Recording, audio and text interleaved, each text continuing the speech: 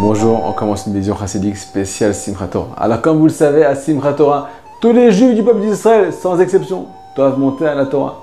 S'il y a 300 personnes à la synagogue, eh ben ça va durer 3 heures. Il faut faire monter tout le monde. Le dit Rabbi Nathan de Breslev, une des raisons de te faire comprendre que ça rentre bien dans ta tête, que chaque juif, peu importe son niveau, possède une part dans la Torah Akdosha.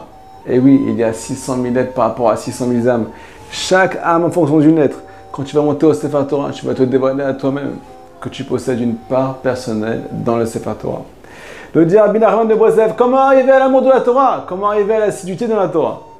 Alors, la plus grande ségoula, c'est de ne parler jamais du mal du peuple d'Israël. Aucun juif sans exception, peu importe son niveau, religieux, pas religieux, grand, petit, on passe les détails. Ne dis jamais du mal dans les juifs du peuple d'Israël. Pourquoi? Il faut savoir que la Torah est comparée à une fiancée. Une kala. Et si Hazve Shalom, la fiancée, elle a un moum, elle a un défaut physique, eh ben elle trouve pas elle trouve pas grâce, aux yeux de son khatan. Eh ben c'est pareil. Si jamais toi, tu n'aimes pas un des juifs du peuple d'Israël, tu parles du mal de lui, eh ben tu vas parler du mal d'une des lettres de la Torah. 600 000 âmes par rapport à 600 000 lettres. Et là, la fiancée, elle a un défaut et tu ne peux pas t'attacher à elle.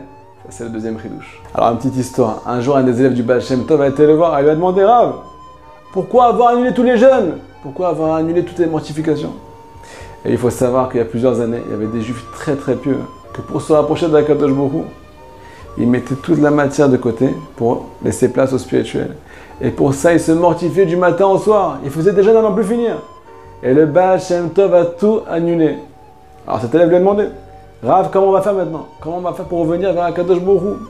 Le Baal Shem Tov a répondu 3 choses. Aime le peuple d'Israël. Aime la Torah. Et attache-toi à Kadosh Baruch Hu par amour. Et ça va tout remplacer. J'espère que le message est bien passé, nous dit le Zohar HaKadosh.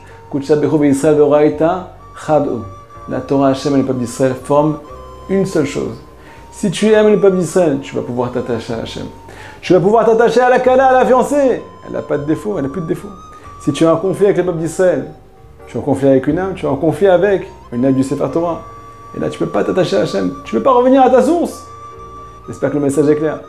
On finit avec une histoire extraordinaire de Rabbi Nachman Orodenka. Pas Rabbi Nachman de Breslev, Rabbi Nachman Orodenka, qui était un des plus grands élèves du Baal Shem Tov, qui a déclaré sur lui-même qu'il était tellement grand, tellement tzaddik, tellement chassid, qu'il trempait dans des mikvés complètement glacés. Et ces mikvés, ils étaient tellement froids que quand il revenait à la maison, chez lui, et ben les murs de sa maison étaient en train de bouillir de chaleur. Et lui, il sentait rien pendant plusieurs heures.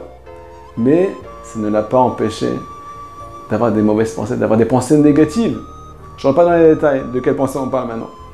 Jusqu'à qu'il se rapproche du Baal Shem Tov. Alors on a compris. Amour pour le peuple d'Israël, amour pour la Torah et amour pour Hashem. Voilà le message de Simchat Torah. J'ai passé une année magnifique avec vous. On se retrouve bientôt.